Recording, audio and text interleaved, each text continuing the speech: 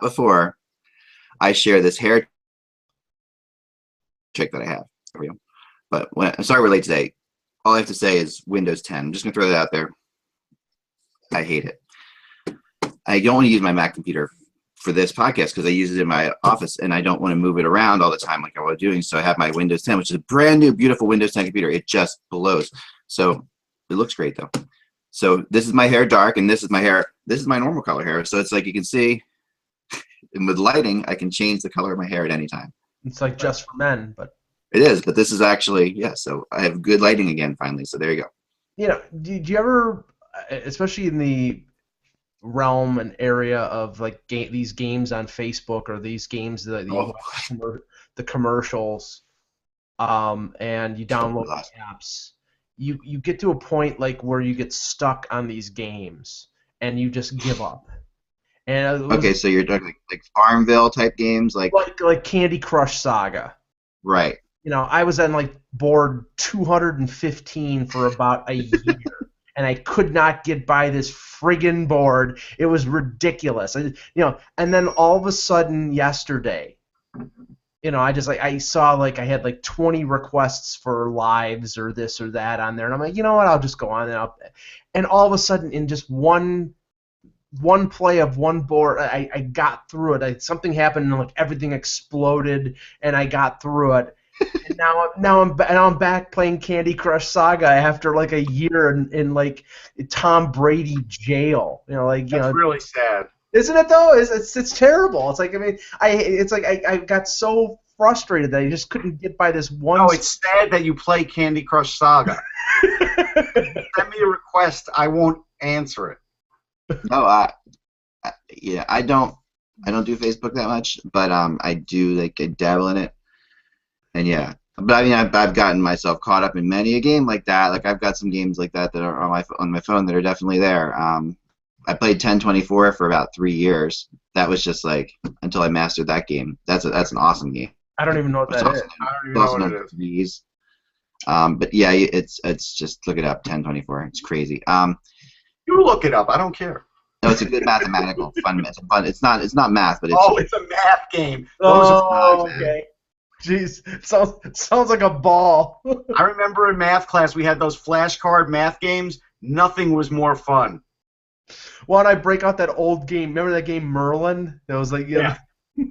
That or the Coleco football, so I can just go through like. God. No, but. No, I don't know why it's a bad thing that I'm playing Candy Crush Saga. It's like I said, I was in jail for a year. I couldn't break through. Now I've broken through. By jail, you mean figuratively in jail for a year, correct? Right. Well, I mean, on the game, I could not. Okay, see, I didn't know that. Okay, there we go. I could not get by this one board. I even went. You know how like. Well, you should post that as a life event on Facebook because it seems very important to you. Yeah, great. My life is so uneventful that I'm gonna post a Candy Crush Saga. But I got to board 200, folks. Woo!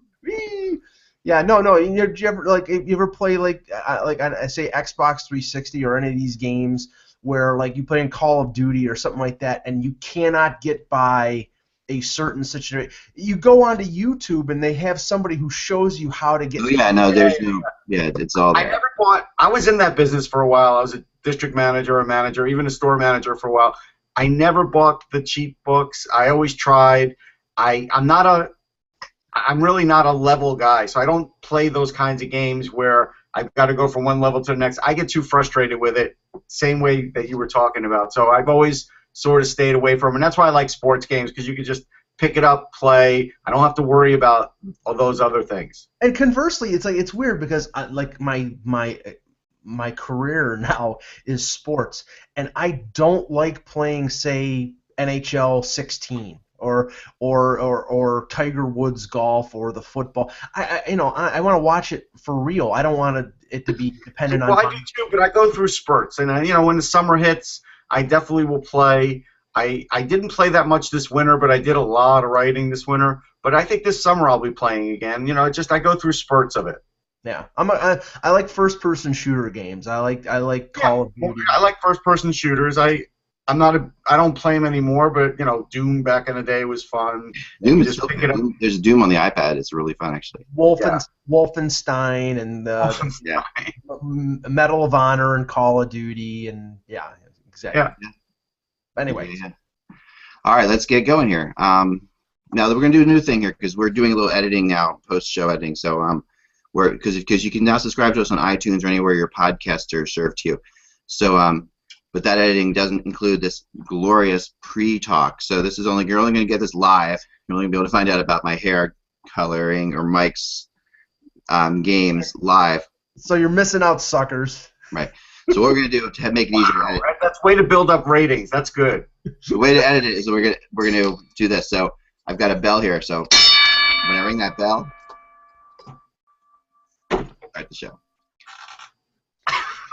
Okay. All right, so that's for real. So after this bell, you got to be quiet.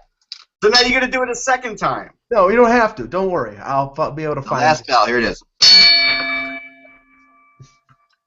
Hello, Hockey World. It is Monday, April 25th, 2016. I'm Michael Jello. I'm Russ Cohen. I say with confidence. And I'm Eklund, and I know that. And you're watching the HockeyBuzzCast on HockeyBuzz.com. This is the podcast that comes to you every Monday through Friday to fill you in on the hockey news, comings and goings. And now we are down to only, count them, 10 teams. Yes. The empty spaces on the playoff wall. Yes, we have the empty space on the player wall.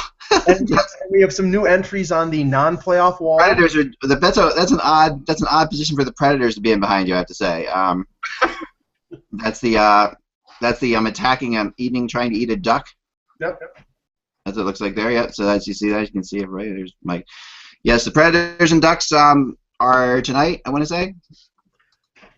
No. Yeah, I think so. Yeah. I know. I think. Well, I'm sorry. I should know. I know Chicago's game. I know Chicago St. Louis is tonight, but I was trying to think of when the Predators Ducks are. I think. I'm checking as we speak, but I know the. It's terrible. I thought it was tomorrow. I don't know. You could be totally right. I don't know anything anymore. No, it's tonight. Okay. It's tonight. Okay, so both the Ducks and Predators, the Blackhawks and Blues tonight. The Ducks and Predators are at 8 o'clock. Yeah, and just to please Pat Foley, the game is at 8:30 Eastern time, which is 7:30 Central, and Anaheim and Nashville is at 8 p.m. Eastern. So these games are going to be happening mostly coincidingly. Yeah. So it's not a word, but you know what I'm saying. So there you have it. And so tonight, I mean, but before we start that, we have to do our post-mortems on the teams that are no longer with us. Okay, so let's start in Philly because Russ and I are both there for that game. Are you gonna play taps, Mike? No. No, I'm getting the funeral dirge ready for the Minnesota Wild. Okay. No, but so Russ and I had a nice optimistic person sitting between us for a while about this game, but no, we're not going to get into that. But the Flyers, it was an exciting game. I mean, it was. And I told some people, and this I know is the optimistic way of looking at things, which is what I like to do, because why not, But this was about as good as they could have expected from with that team in this health condition against the President Trophy winning Capitals. I mean, I thought they played pretty darn well, and they were a bounce away yesterday from making that a crazy game, and and then you could have the questions of Neuwirth and whether he should have played more or less. But at the end of the day, this is this was a good experience for this Flyers team to go through a playoff series against a team that's obviously ready right now to win a Stanley Cup, and just that experience in and of itself. And in some small ways, I feel as if it was less painful than eliminating the Capitals and going on and getting just destroyed by the Penguins. Because I think that it's strange as it sounds. I mean, I know that sounds ridiculous, but you know what I'm saying, Russ? It's like there's an idea here that, okay, we played really well against the Caps because the Flyers match up well against the Caps. So the Flyers can play well against the Caps, but the Penguins don't match up well against the Flyers. I mean, the Flyers don't match up well against the Penguins. And it would have been a really quick series, I think. I think you know what it's like? The analogy is like the frog that's going into the soup one leg at a time, the hot water. I think that's what was happening to the Flyers, and the fact that it was happening to the Capitals wasn't unexpected. They gave it all they had, and at the end, you're in the soup, but you're like, all right, you know what? I gave it my best, and they definitely gave it their best. And if they'd have limped into the next round, they'd have definitely gotten wiped out. Like they just they wouldn't have had anything left. Like, they literally left it on the ice. They were so injured, and really they were hanging on because Neuwirth was playing out of his mind, and they were getting some clutch play. But what you saw certain things that really are bright for the future. I mean, you did see. I mean, Gossipere, he goes through a playoff series, and he went through it in a similar way to the way he went through his few games of his first year in the NHL, which was not really this year, but last year when he played it just a couple games. Gossipere he struggled out there, and he looked nervous, and he made lots of mistakes, and that's what happened, and but you did see guys come through, and you did see some guys, that may not be here next year for the Flyers, and you could sort of pick out the different things that were happening, and next year begins another era, with guys like Provorov and perhaps Sanheim and perhaps Konechny or whoever makes this team out of camp. Well, some of whom may play another year in juniors, but I kind of get the feeling when talking to people that Provorov and Konechny have a good shot out of camp. I don't think Konechny has a good shot. I'll be honest. I don't. No. Yeah, let me, because I mentioned this to I was just going to say, not because of talent, because he's not physically ready. He's had a history of injuries. Right. Okay. He got hurt in Kingston, or excuse me, in Sarnia for the second year in a row in junior. He got hurt. Second shoulder injury. Yeah, and it basically, you're talking about a 19-year-old kid who's not an average NHL size. He's got to rely on being elusive to be an effective player, and him being injured a couple times is indicative of him maybe not being as elusive as he needs to be. So I think he needs to get stronger. He probably should play a 1 year. And I don't know if his birth date would allow him to play in the AHL next year, or if he has to go back to junior for another year. But whatever it is, I don't think physically he should be in the NHL next year, unless he just has an incredible training camp. Yeah, I mean Russ would know better than me, but I thought this year he had a pretty incredible training camp. So what he does next year would be an interesting. He had a real good one, but I saw things where he could get pushed off the puck and he wasn't ready physically, and I still think even coming into next year, why am I going to rush him? I don't see the benefit. I just don't see the benefit. I don't think the Flyers are that desperate to put a guy in their lineup. Ron Hextall is not a guy that likes to rush kids anyhow. Right. I just think it's just not going to happen for him based on that, not based on talent. But I do think that everybody sort of needs to slow down a little on what they think he'll be at the NHL level, because I think the hype is already getting a little high for him. Yeah. Right. They're not. I mean, okay. Every Philadelphia Flyer fan should be proud of the way this team got to the playoffs, came back from 3-0, fought against a vastly more talented and more experienced team. There's no downside here. You can't go into next season thinking you're going to win the Stanley Cup, that you're going to be a contender. Right. If you're going. Oh, yeah. No, they're nowhere near that. But national media are sort of acting like that. Like John Shannon today was like, well, the Flyers forwards need to do soul searching. Like, look, did all the Flyers forwards play to their maximum capability? No, but some of them were hurt, and it's the way it was. But next year, even if they did do soul searching, it's possible they don't even make the playoffs. Right. We don't know what they're going to look like next year, and they might take a step back to take 2 steps forward, and that's what Mike's getting at, and I agree.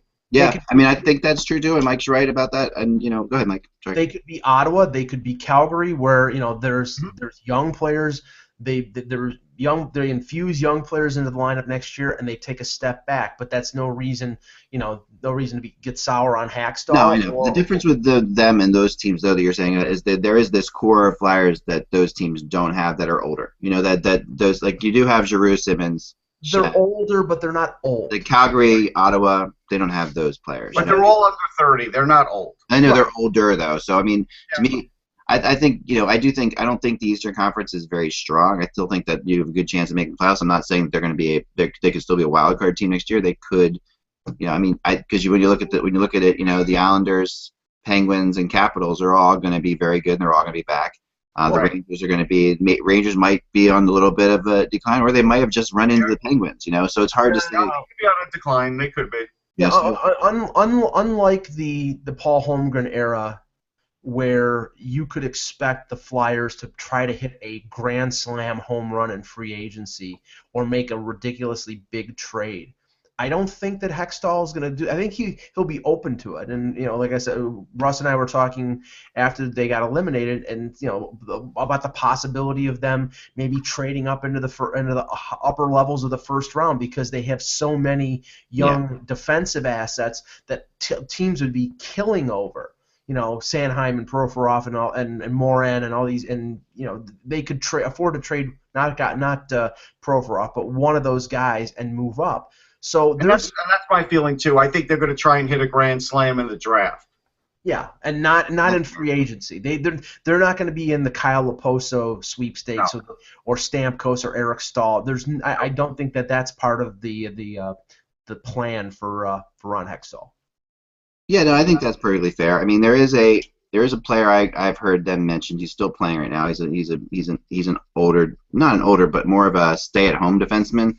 So I won't get into it yet. But and I think that is what they need. I think if they're going to make a free agent, it's not going to be like we're going to go out the top free agents, but they need a guy who can come in and help shut the door in the last minutes of games, like help them come in there and make that happen. The Rangers, Mike. No, I was saying that's who we should talk about next. Let's move on to the Rangers. The last thing I'm going to say about that, Ecto, is nice if you could find those guys. There's not that many of them. You should never pay too much for them. And at the end of the day, that's not really why the Flyers lost. The Flyers really lost because they didn't have any offense. If they had more offense, they'd still be in this series. That's really the reality. No, I don't disagree. But it's why they ended up in the wild card. Though it is why they ended up there because they lost a ton of games in the regular season. And you have to give Washington a lot of credit because after a performance by Neuwirth that was otherworldly on Friday. They came back and they went into Wells Fargo and got it done. What they haven't done in past years, and now I'm sure that the people at Sportsnet up in Canada are licking their chops because they have a series that people in Canada will actually watch, which is Pittsburgh and Washington. And we'll talk about that series when we get closer. Yeah, I was in the Caps room. I was in both rooms, and I was impressed. I spoke to TJ Oshie. He was impressive. I did an exclusive with Johansson, and I'll be writing about that later because here's the thing with the Caps now, and this is something they have an edge on every team in the East in the fact that they have more depth and more offensive players than anybody left in the playoffs. Really, for any team. I mean, no team has the wave of offensive players that they have, and that's including their offensive defensemen too. And that's a big edge for them because they're still pretty healthy other than Brooks Orpik, and you can make the argument they were better without Orpik because they were faster. So although Burakovsky I know he came back, but he got banged up in Game 6, and so did Oshie, I believe. But Oshie looked fine in the locker room. Like I think they're going to have days off.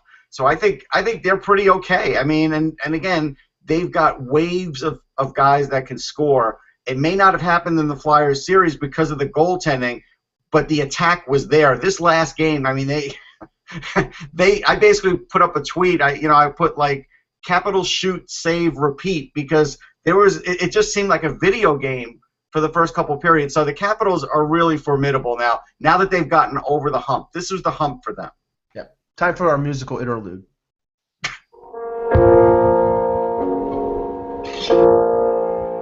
Okay.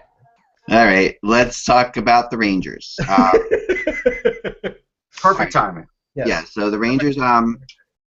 This is definitely the Rangers fans went hard on them. I mean, this is really. I mean, now they're still wailing. I hear them still. Oh yeah, no, it's still going crazy, and it is. I mean, somewhat crazy because this is a team that has really had success in the playoffs the last several years. I mean, the 3 years now running, they've had very strong playoffs. They've had 3 rounds at least, right, for 3 straight years. So this. I mean, I really think they ran into a buzzsaw in Pittsburgh, and they ran into a buzzsaw that got Malcolm back. I mean, I really think that I don't. They've been declining for the second half of the season. They'd really been in a decline, and they made it on the strength of Lundqvist, and then Lundqvist sort of ran out of gas. I kind of liken this to like when you had that girlfriend and you go off to college and you're like, the playoffs are your girlfriend, and this is like we're gonna stay together, we're gonna keep in touch.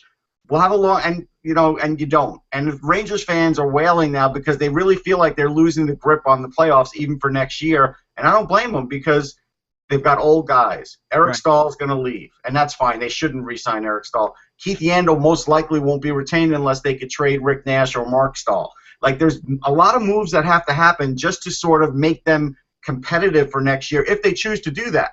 If they chose to retool, that would have been smart. I would have retooled this season. This season would have been my retool season after last season. They didn't go that route. So now they're a year behind on that. They're picking third in the draft again, which is a problem. Last year was the best draft in 20 years. They didn't have a first-round pick in that. That's a problem. So they're starting to set themselves back in a position where you almost and the Lundqvist trade talk is coming up, not from the team, and I don't think it's going to happen this year, but we're going to start to see an undercurrent for that soon, and that's just because of the cap and his age and the fact that they may not be able to win anymore. You know what the Rangers remind me of this year. If for Leaf fans out there, if you remember 2002, 2003, Pat Quinn was looking for like that one or two pieces to add to the team to get them over the top. They got to the conference final in 2002, and he made the Owen Nolan deal, which is sort of like the Eric Stahl deal. A guy who was past his prime. They gave up young prospects and draft picks. They added guys like Phil Housley. That's sort of like Dan Boyle. They added all these veteran guys and Brian Leach, and it didn't work. And then afterward, there was the lockout, and then they were barren for 4 or 5 years because they had traded all these draft picks away. Now the Rangers do have some young prospects. I thought Brady Shea looked pretty good. Played great. I think they should give more ice time to a guy like Lindbergh instead of playing Tanner Glass all the time or playing Dominic Moore. But where they need to make their decisions, if you can find anybody to take Dan Girardi off your hands, do it right now because he holds the hammer. He's got the no movement clause for another year, and so that's a problem. And he'll be a year older before you even can hope someone would want him. A player like Rick Nash, the $7.8 million cap hit is tough, but he's only got 2 years left, and a team that thinks that they're a player away may be willing to take that short-term big cap hit. Maybe a team like Los Angeles who's looking to retool and may mix things around. Maybe they go after a Nash.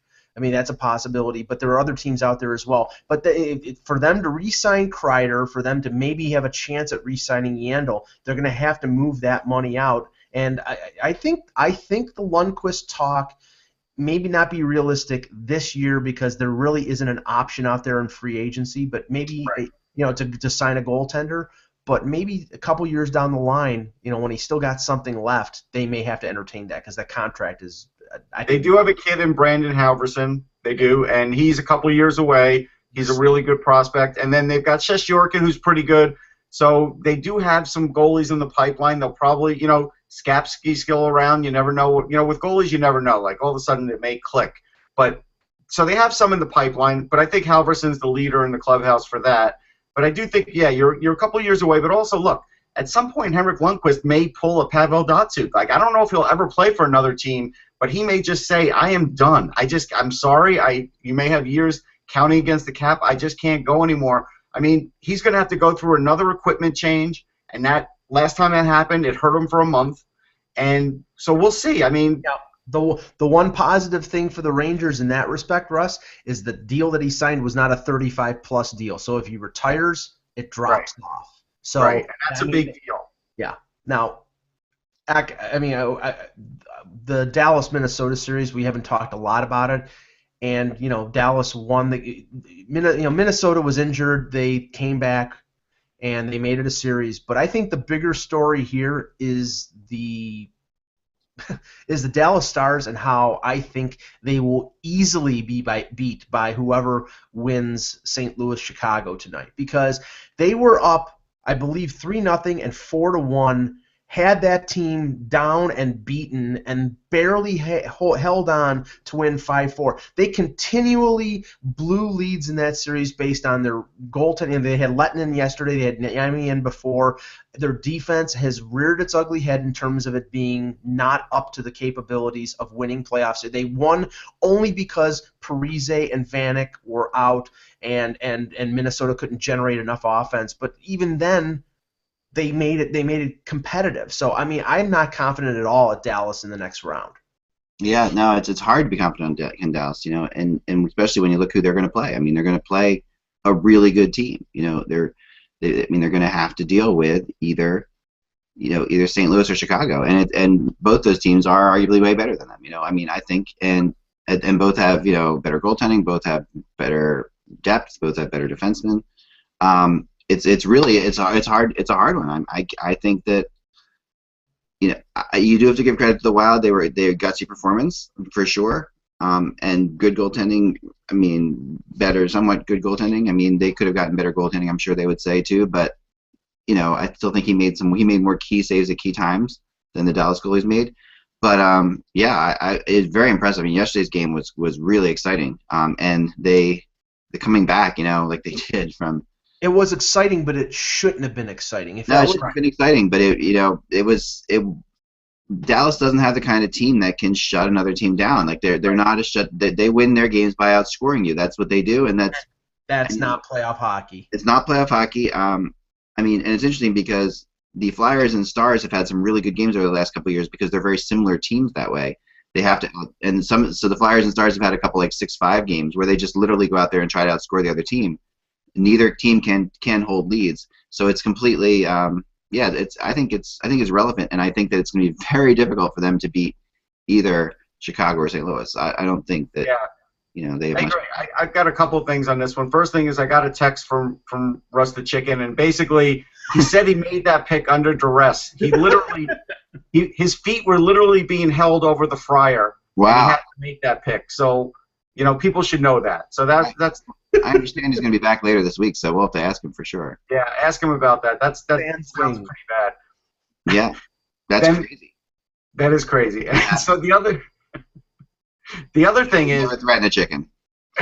When will Canada stop its bias against Jason Spezza? And I mean the media. I know. They have such a bias against this guy. They're acting like he's coming back from the dead. He's had a great year. Right. I think he should be on the World Cup team. He's got 4 goals and 3 assists in these playoffs. He's not that old. People have just buried him ever since the Ottawa trade. Like, oh, Jason Spezza is not the same, and we're moving away from him. But you know what? He's still a top-notch player. He is. He forced his way out of a Canadian market, and that's the reason why. But I mean, looking at it the other side here. I mean, Minnesota, and we talked about this before, Minnesota is in a really bad spot going into the offseason. I mean, you've got immovable contracts. You've got,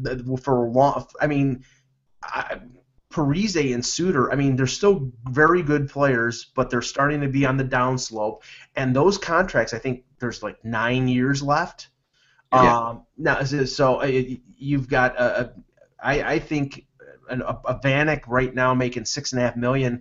You can't trade it because it's got a no move clause or a no trade clause, and he doesn't want to go anywhere. So you're stuck with that. Pominville, Koivu, you're locked up. Your cap is locked up, and the only way that you can open up any kind of space to do anything is maybe trading a guy like a Jonas Brodin, and that's sort of counterproductive because even though their defense is deep, I mean, Brodin's a good, solid, stay-at-home type of defenseman. And you really don't need to give that guy away, but he's locked up long term. And if you want to make a move in another area, you're going to have to open up space, and it's going to have to be somebody attractive like a Brody. Yeah, offense isn't on the way. Like Alex Tuck's probably a couple years away, but he had 34 points in 40 games, a really great year, big kid, but he's not quite there. Joel Eriksson, the guy they got last year, does play overseas, but he's young, and I think they're going to have to wait another year on him. So they might have to trade Brodin, and they might have to get more offense. They may have to trade even 1 or 2 of these prospects because they don't have a choice. They're locked into these long-term deals, And so they have to try and go for it now. Like, they don't really have a choice. And they were expecting more out of Coyle, more out of Jason Yeah. Zucker. I know that Zucker. They might get more next year. I mean, they're not old guys, you know. Yeah. Zucker was disappointing, but he, you know, and he's one of my. I've always liked him as a player. I think that he still has time, like you say. He's still young. Yeah. But he definitely, I expected a lot more from him this year. Now, can we talk about the greatest injustice? Yeah, I know you want to get into this. Yeah, I agree. What? No, I think it should. I think we should get into it. I think we're probably all in agreement with this one. But go ahead, start. I mean, okay, you know, from us talking about the playoffs, I'm somebody who's always been in the column of let the players play. You know, don't let the referees decide the game. But when you're up 1-0 in a potential series-ending game, and Vincent Trocheck is, it wasn't a disputable call. He was literally tripped with the puck on his stick with the gaping open net, and no call is made, and then Tavares comes down and scores the tying goal. I'm sorry, I'm all happy for Islander fans that you've advanced in the playoffs for the first time in 23 years, but Florida absolutely got jobbed. I mean, I'm sorry. Concentrate less on the iPad in the penalty box and look more about calling the penalties that need to be called on the ice, because that was a travesty. It was a travesty. I mean, that one was blatantly obvious, and it definitely affected the course of a game because they had gone up 2-0. The Islanders were not going to score 2 to tie it, even with the extra man out. They weren't gonna. Now, we don't know that for sure, but I just didn't get the feeling they were going to. Now, I'm not going to take anything away from Tavares because he was great. He was heroic. I like the guy. I've always supported him. I never, you know, there were some Islander fans that would question him from year to year. I never did. But at the end of the day, there should be a Game 7. Yeah. And Florida really did get screwed here. And it's a shame because, I mean, I could see if it's a borderline tripping call and there isn't an open net, but this guy was going to score. Like, he literally, was not going to miss that net. I have it right here. Hold on, give me a second. This wasn't a Nazem Kadri dive. This was like there was no point in him trying to dive. It was basically I need to get one stride so I get an empty, a clean look at the net, and the puck is in the net, and this game is over with, and we're going to Game 7 on Tuesday. And instead, I don't even know who tripped him, but here we go. This is the play.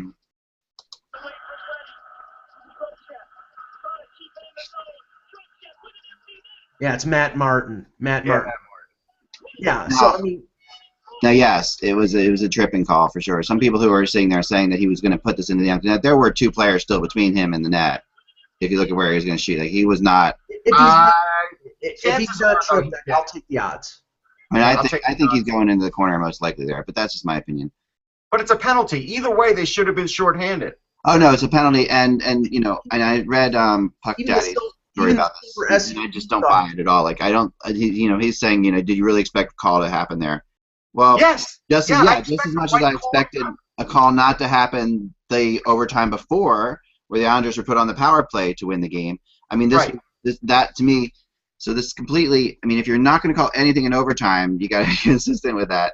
This is the fact that, you know, that the Islanders win Game 5 in overtime, in double overtime on a power play, and that this is allowed to happen to keep is really just terrible. You know, at the same time, and as much as I believe the Panthers were screwed, watching this series, I was converted into the fact that the Islanders are a better team than the Panthers right now. Right now, I don't know if they're a better team. They just were more opportunistic. I'm not sure they're better. This is why I think they're better. Is this, and I know there's a lot of different ways to determine better. So it's a hard word to say. Okay, but first of all, I think Grice is better than Luongo right now. Like Luongo, and I'll throw this out there, and I know this sounds crazy, but Luongo's play in clutch moments is not good. He makes really good saves. This has been the story of Luongo's career. You know, he makes really good saves all the time, but that Tavares game-winning goal last night was really inexcusable in a lot of ways because Luongo's out too far on an angle shot. Like if for a shot that far over there, he doesn't have to be that far over, and then his reaction time after he makes the save is non-existent. Like he should have been over to that post. He was obvious what Tavares is going to do with the puck. I've been critical of Luongo over the years, but here's what I'll say: double overtime, things happen. Well, no, things do happen, and this is John Tavares, okay, and he's a great player, and I'm not trying to say he's not, and I'm not trying to, and and I like Luongo. He's a great guy, and I've followed him, covered him in all different sorts of areas, but he still can't catch the puck cleanly, and he still can't, and he doesn't react well, and he does, and under pressure he does not look confident. Thomas Greiss looked a lot more confident. There were a couple times when the Islanders could have tied that game before they did, where Luongo was so far back in his net and out of position that the Islanders just missed the net. Well, I almost fault Luongo more on the tying goal than on the winning goal, because on the winning goal he made a nice left pad save. The problem was that he kicked the rebound out, and the rebound went right to Tavares, and then he went around the net and scored. I mean, on the tying goal, he thought he had it covered up, and he didn't realize that it was sitting there right in the empty right in the open crease. No, I mean, that happens to a lot of goalies. He's doing what you're trained to do there, right? He's doing, like, when you don't know where the puck is, don't move. So he's doing that. That's what goalies are doing. But I do agree. The problem is this: you are trained to do that, but you're also trained to look around. Like, the fact is that he goes down on the ice flat like this, right, with his face this way. The puck's over there. There's no reason he couldn't have gone, flat, and still been flat and moved around and seen if he could have seen the puck. It happened very fast. I am shocked to this point, and I was talking to my kids about this because we were watching the game, that play wasn't blown dead was astonishing.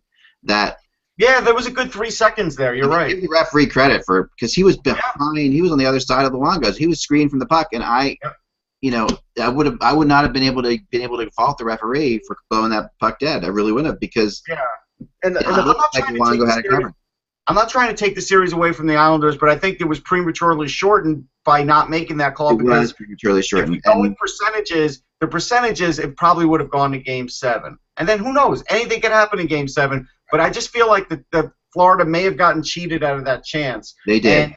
There's no question. They deserved a shot. And Gerard Gallant said at the end of the game, like, what can you do? And it's true. He can't do anything. Yeah. But this is where we have to hold referees to a high standard. Yeah, no, I do agree. It sucks. And, and the only reason I say the Islanders, I think, were a better team, is that when both teams, watching the series, when both teams were desperate, when both teams were trying to catch up or they were throwing everything at the other team, the Islanders looked like a better team in those situations. The Islanders looked like That's fair. I agree with that. They looked like they could overwhelm the Panthers more than the Panthers could overwhelm them. Well, and for what it's worth, I think the Panthers played a near perfect game in that game until the non-call happened. If you think about it, that game they played to perfection. Yes. Yeah. No, they did. They played a great road game, but they were counting a lot on their goal. I mean, they didn't score. They scored one goal. So. They don't have and Huberdeau's one goal in the playoffs is not enough. That's the bottom line. I mean, and I heard some criticism about the fact that Jágr looked like he was about ready to pass out in double overtime. That in spite of how he got hit in the knee. Remember, he got hit by a slap shot in the knee. That's true.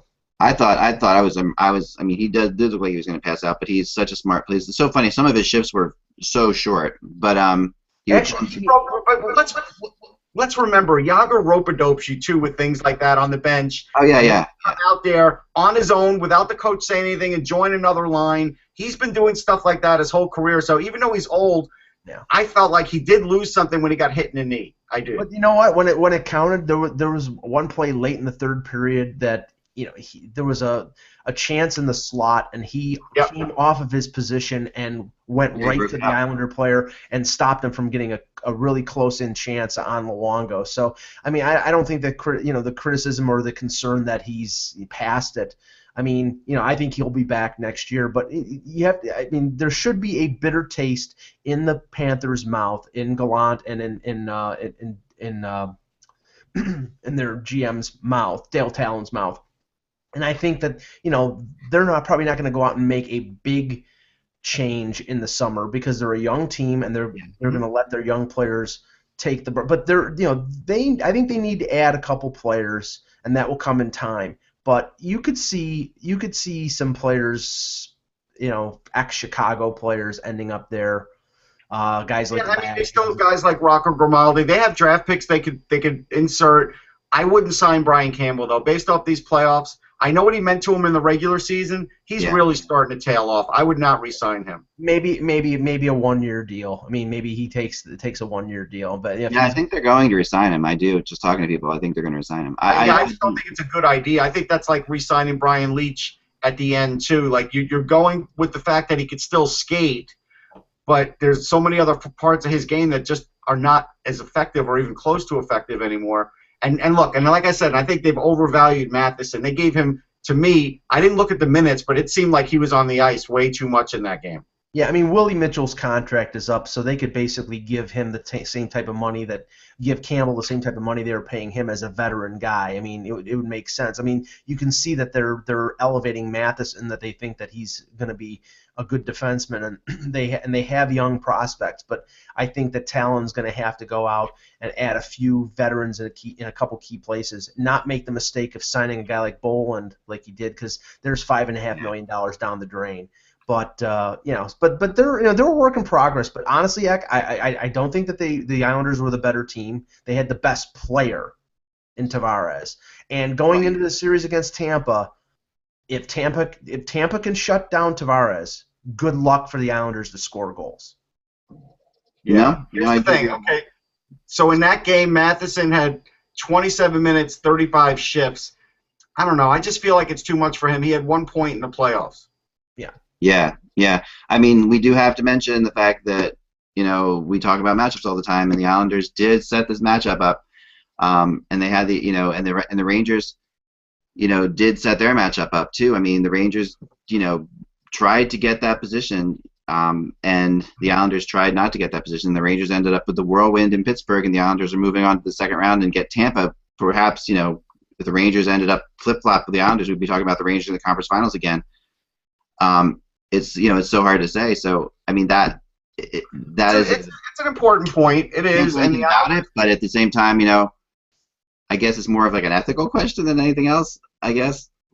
No, I mean, I think the Islanders did what they wanted to do. They liked the matchup. I think the Panthers owner, didn't get what he was hoping for, and when he wanted the Islanders, and that's, he'll have to live that one down. Yeah, that was a stupid thing to say. So I mean that. So and then finally we have to move on to the elimination of the former Stanley Cup champion LA Kings, who were eliminated. Seems like a while ago, but Friday night. Yeah. The Sharks they got it done. What a crazy series this was, though. I mean, it was a crazy series. It's amazing how the Kings and Blackhawks are able to come back on teams. Like they both have shown that if they fall down by 3 goals, they're gonna tie it. They're gonna get back in the game. Yeah, but to that point, once Donskoy scored in the third period to take the lead back, I think the Kings emptied their gas tank tying that game and couldn't get over to get the lead, because once they got the lead, then the gag factor for the Sharks would have kicked in, because then they would have thought, okay, we're going to Game 7 and we have to start worrying. They never got to that point.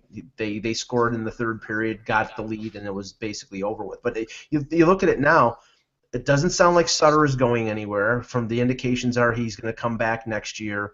And Dean Lombardi has got as big a challenge as Chuck Fletcher does in Minnesota. He really does. Because, okay, now you have Lucic as a UFA. He wants to come back, but I don't think they have the room unless they move a guy like Gaborik. But who is going to want Gaborik for the lengthy deal that he has when he's constantly injured? And he's always injured. So that's not a deal that you can eat in terms of a buyout. And I don't see a team taking that contract in a trade unless you eat some of the money. So I don't know where they go. They're going to have to make some moves, and maybe start calling up some of their young prospects. They do have some, and maybe do a little bit of a retooling. But they're going to move past the Versteegs, the Lecaviers, and probably Lucic, and have to just retool and reshuffle. Yeah, they're going to have to retool. They still have young guys. Zykov could come up. I mean, we'll see how he looks in camp. Defensively is where they're starting to hit the skids a bit, and there's only so much you can play Doughty. I mean, let's face it, there is a limit. And Muzzin. I mean, but Muzzin, look, he's young, but still, you're right. I mean, there's a talent gap there where how much can you play Jake Muzzin? I think we found out how much you can't play Jake Muzzin. And look, they were a little banged up. There's no question about it. But like for that number 5, number 6 slot on defense on that team, that's where it's going to sort of tell the story for them. Right. Because that's where they got hurt this year. And then, Lucic did not come through. He did not come through. He should have been a beast for them in the playoffs. Didn't do it. No. Jonathan Quick wasn't the same. He was overly aggressive in a couple of those games, and paid for it with some goals. So now next year when the goalie equipment gets shrunk, is Jonathan Quick starting to slip a little? He might be. He could. Yeah, I mean, guys like Kempe. I mean, maybe they're ready to step in. Kempe should be really close. He should be ready, I think. And I mean, I know you talked about Forbert. Yeah. They didn't avail themselves of that opportunity. They brought back Scuderi. They re-signed Jamie McBain as sort of these patchwork moves. It's either they don't think that their young guys are ready, or they don't have the confidence that their young guys are good enough. So, well, this is Daryl Sutter, I think. I don't think this is Dean Lombardi, because Forbert certainly played this year, but he didn't play in the playoffs. And I think Sutter has to sort of rethink how he did things, because he definitely played Kopitar too defensively. Like, he definitely killed some of his offense. Like you said, Mike, on power plays, he left his first pairing power play out there way too long. The first unit was out there forever. Yeah, I totally agree with there. And he played the Cavier a lot. And he did. Vinny did. I mean, Vinny. I think I'm, happy for Vinny. I think he went. If this is truly the last, you wonder, because he played so well. Is he going to get another shot? He said it is. So we got to take him on his word. He said it is. But and I think that it was classy to put him out there at the end of the game. I was just very happy that. I think this is a great way for him to go out. I mean, he played very well. He was very competitive. He's a big reason they, won one of those games. That's a great time for him to go. It'll be that forgotten hockey card in a few years. Like 10 years from now, someone will be like, "Oh yeah, I've got this Vinny Lecavalier Kings card," and be like, "Right, you play for the Kings?" Yeah, even the Flyers leave me the weirder card for him, because the thing is, Russ, if you look, they're in a similar position to where the Blackhawks are, in the sense that they've got a top 3 on their defense: Doughty, Muzzin, Martinez, and Martinez's injury, I'm sure, was a factor. Killed him. That killed him, because it forced him to play Luke Shen and Rob. They've been trying to not play even though Martinez has had some big goals and big games like that. They've been trying to get away from Martinez for a while now. They really have been. I mean, I've talked to people out there, and they But they can't. They're locked out. I mean, that's the point. He's one of your top 3 defensemen. Right. So unless I mean, what? There's a limit. Like Mike is getting at. There's a limit to where you could use Luke Shen and what pairing you could put him on. Right, and what they have to do. I mean, Trevor Van Riemsdyk has his inconsistencies and imperfections, but and I don't think he's ideally for the Blackhawks. He's a top 4 defenseman right now. They have to implement him in that position. Right. But both teams next year, they're going to be looking for that defenseman that they can either acquire via trade or sign, that they can put in their top 2 pairings. And they have the top guy. They have Chicago has Keith and Seabrook and Yarmulson.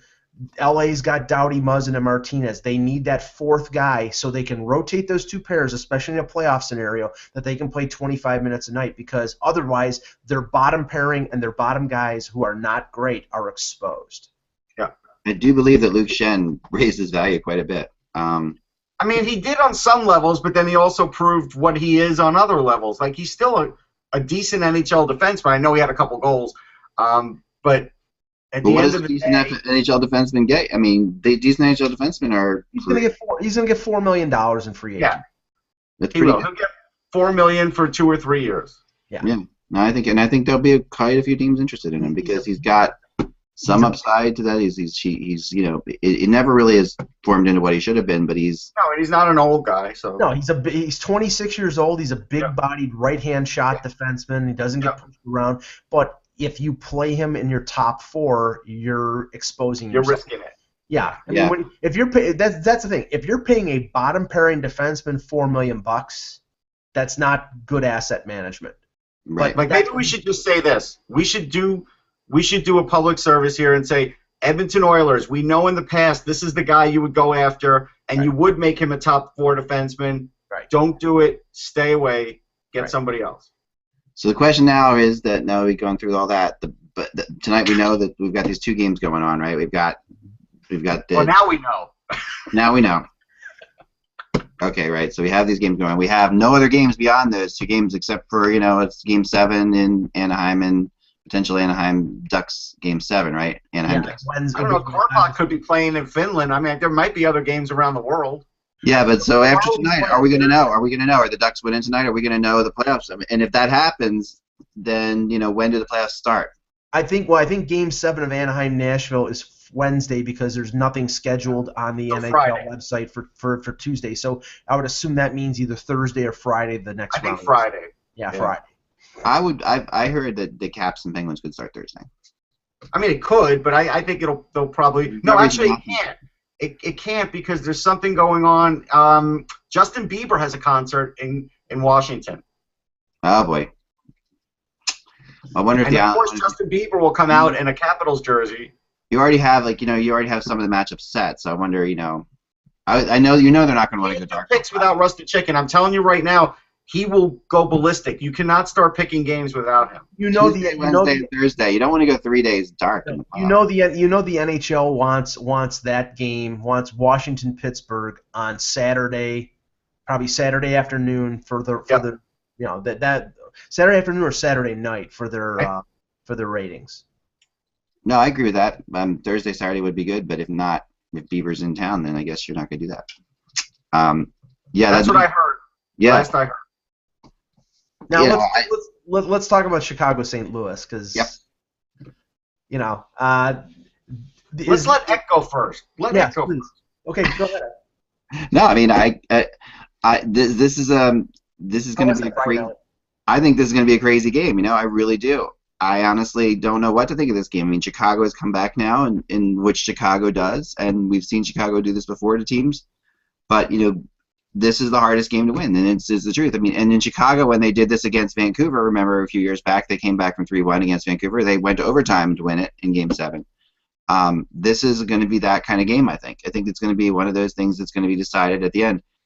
I think it's going to be lower scoring than a lot of the games have been recently between these 2 teams. I think there's going to be more of a shutdown mode. I know, I can see Hitchcock going into a real defensive mode here for this game to try to win it 1 or 2-1. That kind of thing. I think that I feel like I felt about the Islanders, Florida. I feel like St. Louis is the better team in this series, but I think that Chicago is way inside St. Louis's head. So I don't know how much that plays into it. Not saying Chicago's a bad team at all, but I just feel like the Blues have more depth. They have more defense, and I actually like Elliott more than Crawford. So when the whole thing comes down to it, I don't know. I think, will I be right? I was right on San Jose. Will I be right on this one? I don't know. Yeah, I don't think the Blackhawks should show up. I think you're right. But they're going to. I never said they shouldn't show up. I mean, they're an amazing team, and if they win this game, they could go to the Stanley Cup Finals again. That's totally within their realm. Here's the thing, though. There's some worrisome things going on for St. Louis. The first thing is we're all going to focus on all of these players for Chicago, and nobody's going to say Corey Crawford is the key here because he's won Game 7s. Right. Yeah. A bunch of them. Corey Crawford has been very good in Game 7. And he doesn't get credit for it. And he's, to me, the difference maker in this. You could talk about Taves and Kane and Keith and all these other guys, Seabrook, but at the end of the day, Corey Crawford's going to be the key guy here. And I think he's the guy that gets most maligned or forgotten about. Right.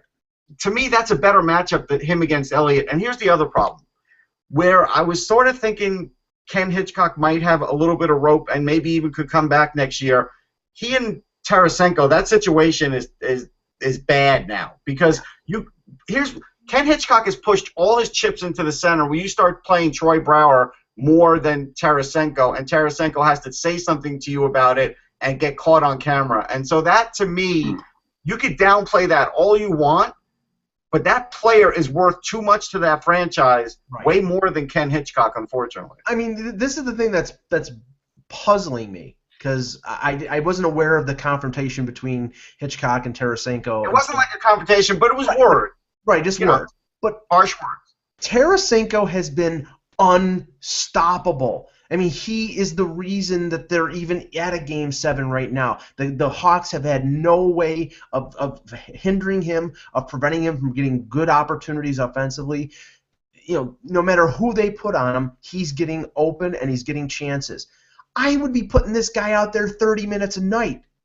And Hitchcock is limiting But he him. doesn't play defense. It's the Troy Brower plays defense. God. I mean, I know. That's what we're talking about. And I have to say this: is after Game 4, there was a lot of criticism for the Hawks, that the big guys did not show up. Well, Kane scores the overtime winner in Game 5, and Taves, Keith, Seabrook, Hossa, Ladd, they've all shown up in the last 2 games. Yeah. So, I thought Taves would have a great game last game. He did. He definitely showed up big. He did a lot of little things. But, yeah, this is Hitchcock basically telling you the same way he sort of underrated Patrick Sharp. Hey, I like Tarasenko. He gave Tarasenko the most 5-on-5 minutes, but then he limited him in his overall minutes. And, Tarasenko took issue with that. I don't blame him. Yeah, you know what? Honestly, if it's a question between playing Steve Ott 12 minutes or playing Tarasenko 25, I'm playing Tarasenko 25. Right. I mean, Steve Ott's I don't disagree with that at all.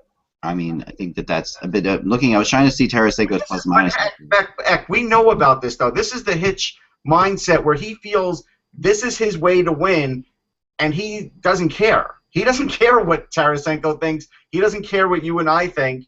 Right. He is going to go with that until he loses. Now, I'm not saying Chicago is going to win because I don't know. In Game 7, you can roll the dice. I am. Chicago's going to win. I picked Chicago in the series, so I'm leaning. Obviously, I'm leaning in that direction. But looking at the series, I would rather be with Corey Crawford than Brian Elliott in this situation. I will tell you one interesting thing. There's one interesting thing here, guys. Teravainen's not playing, and I always thought he was a really good two-way guy. So they might be sitting him because of size. That's the only thing I could think of is that they wanted to field a bigger lineup in this game. Well, they said he didn't practice at the morning skate. Did they announce he's not starting? Yeah, they announced it on the Hockey Central show. Okay. Well, because that's a little surprising because, but maybe they want to get a bigger body. I guess that's what they're doing with. All right, so Tarasenko has 4 goals, 2 assists, in 6 games. In 6 games, and is a -1. Oh, that -1's egregious. Like I'm saying that's like that. I'm not giving Hitchcock. I'm saying I'm not.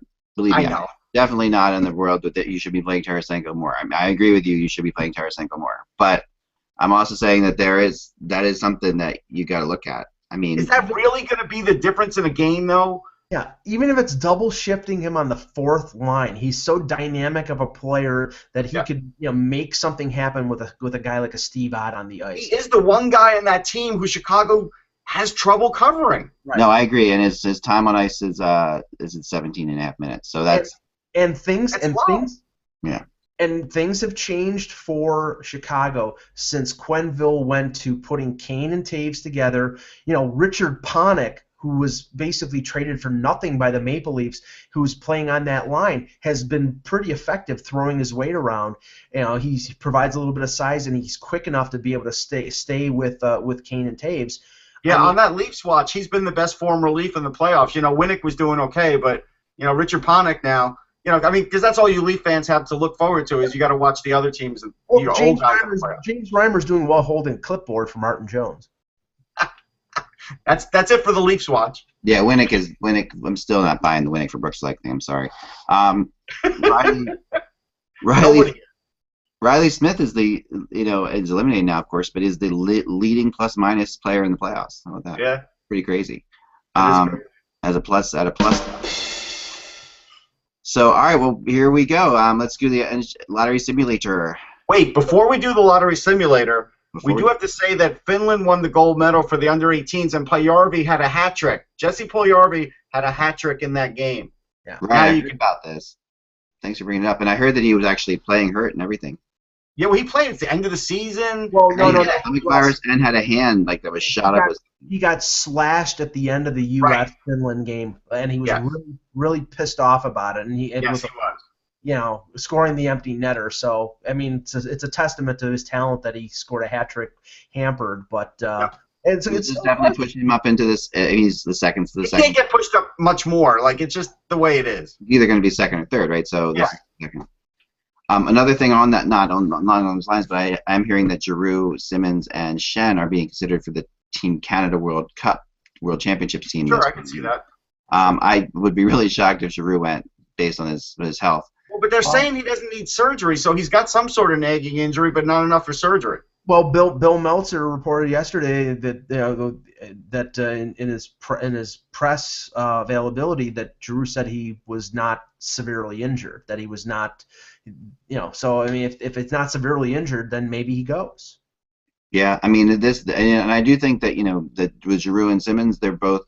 Simmons has started to get a little bit of Team Canada talk towards the end of the year as well. So both of them, are definitely on the bubble for the World Cup of Hockey. So that could. Well, Giroux's going to take a lot of criticism if he's not really hurt because he didn't have a great playoffs. Yeah, I know that that's not true. That's the crazy thing about it. I mean, but I think that I think it is Giroux being Giroux. I think it is too. I do. I think he's not going to make excuses, but he's definitely not healthy. I mean, he has no acceleration. There's no acceleration in his skates at all. And he had open slot to the net yesterday in like the third period, and he waited. He circled around and waited for his teammates. He never would have done that. No, he didn't have that try to rush the puck at all throughout the whole series. He never tried to take a guy on one-on-one. That wasn't. We are 5 days away from the NHL. Yeah, this is our final 5 days of the NHL Lottery Simulator. What will we do after this? I don't know, but do we even have an outcome, Mike? Did you ever keep track or no? I'm keeping track of it. I can tally it up. No, I'm going to wait till the very end. I want to know exactly if the percentages. Wait till the day before, I guess. Here we go. The winner today. The New Jersey Devils. This is a surprise one. We haven't had the Devils come up in a while. Next up, Edmonton, followed by Arizona. That's a horrific trio. And I'll already diffuse this by saying if the Edmonton Oilers pick second, they'll take Puljujarvi or Line. They will not take a defenseman. If they do, they're crazy. Yeah. And they better be ready to make a trade. That's all I can say if they're going to do that because they can't. They would be better off making a trade than doing that. And I think we will see. I mean, they're going to trade Yakupov, and there's a good chance they'll trade somebody else. But if they got Puljujarvi, I mean, who knows? They could trade Hall. I mean, they really could. Right. So I don't see them trading Hall. I really don't. I don't either. I didn't used to, but then I was told recently that was not an impossibility. I think the three most likely to be traded are Nugent Hopkins, Yakupov, and Eberle. Yep. And the only thing with Eberle is that Eberle did play well with McDavid at the end of the year, but it's McDavid, so you can get basically a fire plug to score goals. Yeah, that's true. All right, folks, we'll be back tomorrow, maybe with nothing but second round to talk about. We'll see. Or are we going to get the, and I don't know, part of me thinks that maybe the Predators take this to 7 games tonight. Why wouldn't they? I mean, it's hard to beat. The Predators need coming in relief. They need a last stand here. So let's see what happens in Nashville. I mean, you're still alive until you're not. So, let's come from behind before. We'll talk to you soon. Remember that. I'll tell you what. If the Predators win this series, I'll make a donation to the Charlie Daniels Museum. There you go. Perfect. A place that I hate. Remember, without the buzz, it's just hockey. Talk to you tomorrow.